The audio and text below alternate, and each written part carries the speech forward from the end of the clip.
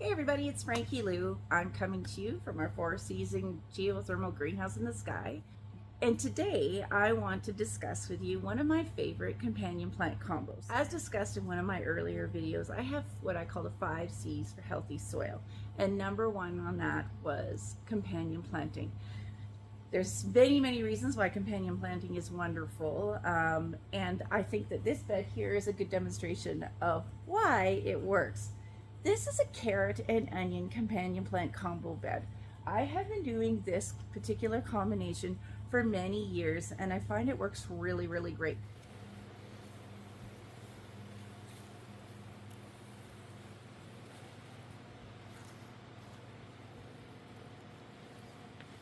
These are all plants that work well together.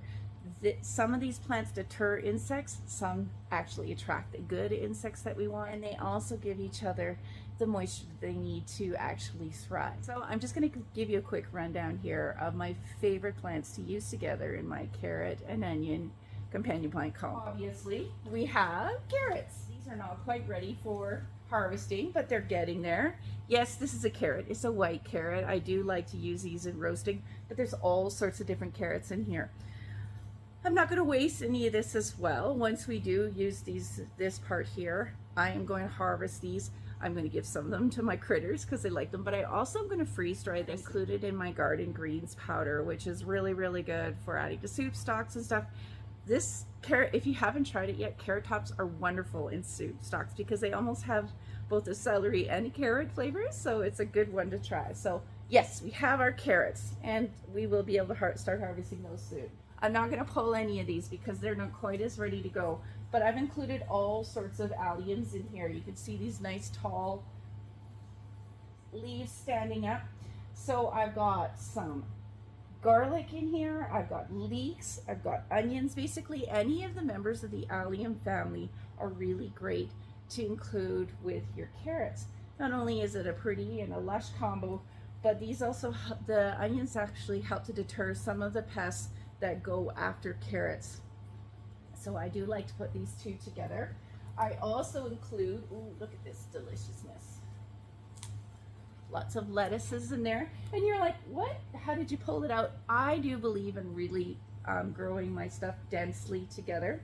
I find that I actually water less when I do that. I know that seems a little counterintuitive, but when you have dense growth like this, it increases the moisture in your soil beds. And when you're looking to maintain things like carrots, which do like moisture, it's good. So the lettuce actually acts as a nice little living mulch for some of these things as well. And it's always nice to have more food that you can harvest from one bed. Another one of my favorite companion plants, and I literally do put this in almost all my beds. This is a radish plant. Now, radishes, I know that you might seem unusual to you to see a large radish like this, but this is a white icicle radish, and it is one of the best things I know for attracting all those really good beneficial insects like hoverflies. My hoverflies love these, as do butterflies, as do bees. But I've also determined recently, remember how I talked about that added moisture to the bed? There is one fallback to that, and that, especially this time of the year when the slugs are starting to wake up at the greenhouse, these big leaves are really good at attracting the slugs. Now, nothing is going to take one of these tall, huge radish plants out because they do get really big. But what will happen is the slugs and other pests will start, like cabbage moths like them as well, will start to eat the leaves. And what I do is I just pick ones from the bottom occasionally as I notice that they're getting eaten, and I find that a lot of slugs get attracted to that. Pick that leaf off, feed it to my ducks. They're really happy for the little treat. I have 3 big radish plants in this bed, and the amount of slugs that I'm able to pull out of the bed because they're attracted to these big broad leaves near the base has been wonderful. I've also been able to remove a lot of the cabbage moth larvae as they're starting to come in off the bottom of these leaves. The other wonderful thing about the radish plant, is all these little flowers that you see, they're going to produce wonderful little radish seed pods. So it's also an edible crop. You could eat the leaves if you like. I personally prefer growing mustards for that flavor, but the leaves are edible as well, as the slugs and cabbage moths will let you know. I've used this also in my particularly in my brassica bed, because cabbage moths love brassicas. And if I put the radishes in, they're going for those instead. So it's a win-win to grow these guys. Now, I don't know if you can see it over here, but we also have some beautiful calendula. And calendula is another wonderful companion plant. It's edible. It's an edible, beautiful flower. It's hardy. This is always, I tend to have calendula growing here all year long in the greenhouse. And it also is a really good nectar source for my hoverflies, which is a population I like to sustain in here year round as well. Quick run through. If you're growing carrots, why not throw in a couple rows? This isn't really row planting. I'm more of a chaos gardener.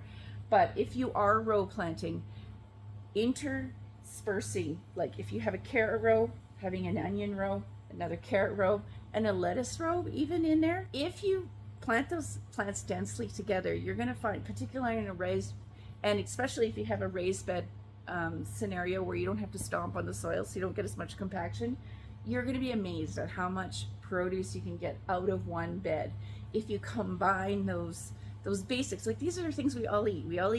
Most of us like carrots, most of us use onions, and most of us use lettuce. You can grow that all together in one bed, and they will actually benefit from doing so.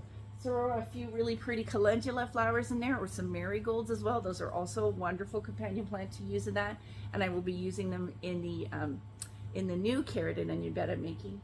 And a couple of radish plants, and like, we eat out of this bed every day. We're already harvesting some of the greens, we're harvesting some of the onion tops, harvesting tons of lettuce. So why not give it a try? It won't hurt, right? You can see how lush and gorgeous and fruitful this looks, because it is. This is the way Mother Nature grows. In Mother Nature, you don't see plants in a monoculture system, right? Plants grow together in groupings. This is one group that anybody can grow. It's a super easy one. It's one of the reasons I thought I'd do that first, because most people do grow these different crops. I've got a whole bunch of other beds I want to show you as well, but I figured this is a really nice one to show you today. Don't hesitate to reach out if you have questions. And as always, I hope you take this chance to grow together today. Have a good one.